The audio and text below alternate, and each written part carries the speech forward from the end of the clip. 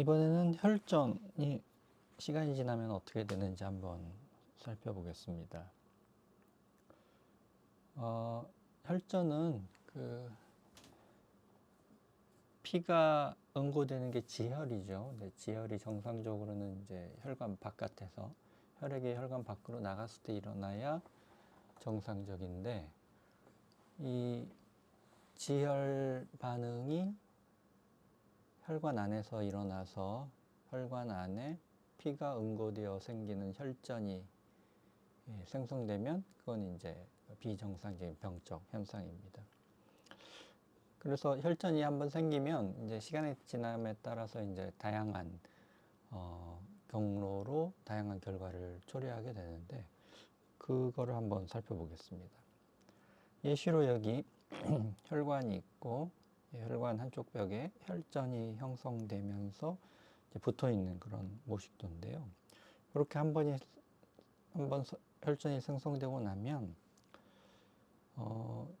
운이 좋으면 이렇게 다시 그 혈전을 억제하는 기능, 혈전을 녹이는 기능이 작용을 해서 생성된 혈전을 녹여서 다시 없애는, 그래서 원상태의 혈관으로 돌아가는, 그렇게 진행될 수도 있습니다. 그렇지 않으면 이제 한번 생성된 혈전이 계속 혈전을 생성시키는 작용, 일종의 지혈 작용이 되겠죠.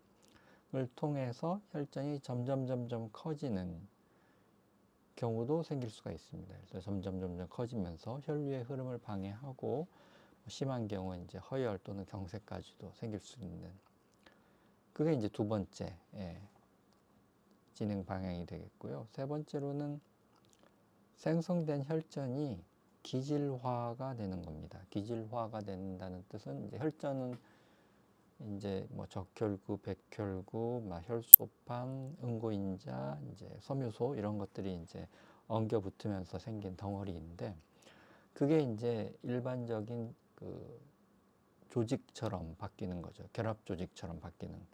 그래서 생성된 혈전이 있던 부위가 이제 혈관의 일부 벽처럼 결합 조직화되는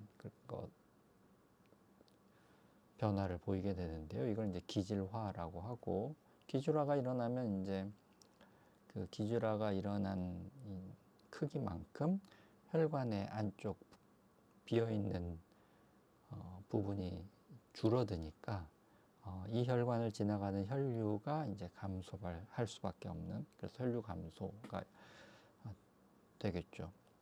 그래서 심하면 이제 허혈이나 경색 같은 게 생길 수가 있고, 아니면 이제 내경 감소가 심하지 않다면은 그냥 혈류가 감소된 상태로 이제 계속 진행될 수도 있겠습니다. 그 다음에 기질화된 조직이 모두 결합 조직처럼 바뀔 수도 있고, 그 안에 여기 보는 것처럼 이제 새로운 작은 혈관들이 생기면서 막혔던 부분에 일종의 극히 일부의 면적이기는 하지만 새로운 혈관을 생성하면서 혈류가 지나갈 수 있는 그런 경로를 조금 더 이제 확보할 수 있는 그런 길이 생기기도 합니다. 이게 이제 세 번째 혈전의 시간이 지나면서 나타나는 그런 변화였고요. 마지막으로 네 번째 생각해 볼 수 있는 혈전의 결과는, 혈관 벽에서 생성된 혈전이 이제 원래 있던 곳에서 떨어져 나와서 혈액의 흐름을 타고 이동하는 경우입니다. 이걸 색전이라고 하고요.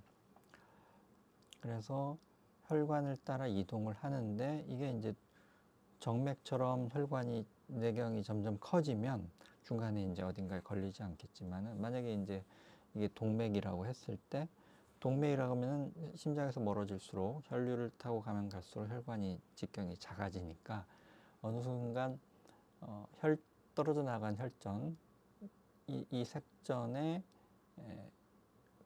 크기보다 작은 혈관을 만나면 그 혈관을 막게 되겠죠. 예를 들어 대동맥에서 혈전이 생기고, 여기서 떨어져 나간 혈전이 혈액을 타고 이동을 하다가 이 콩팥에서 로 경로를 잡게 된다면은 콩팥으로 동맥이 지나가면서 점점 가늘어지면서 모세혈관까지 이어질 테니까 그 중간 어딘가에 혈점보다 작은 혈관을 만나면 거기를 이제 막게 되죠. 그럼 이런 경우는 혈관을 이제 거의 대부분을 막게 되니까 허혈, 경색 이런 것들을 일으키게 됩니다. 그래서 생성된 혈전이 이제 원래 생성된 곳에서 떨어져서 이동을 해서 다른 곳에 허혈 경색을 일으킬 때 이걸 이제 색전증 이렇게 부르기로 하죠. 그 다음에 색전증을 일으키는 거는 지금 방금 얘기한 혈전 말고도 이제 양수나 공기나 골수, 지방주직 이런 것들이 이제 생길 수가 있습니다.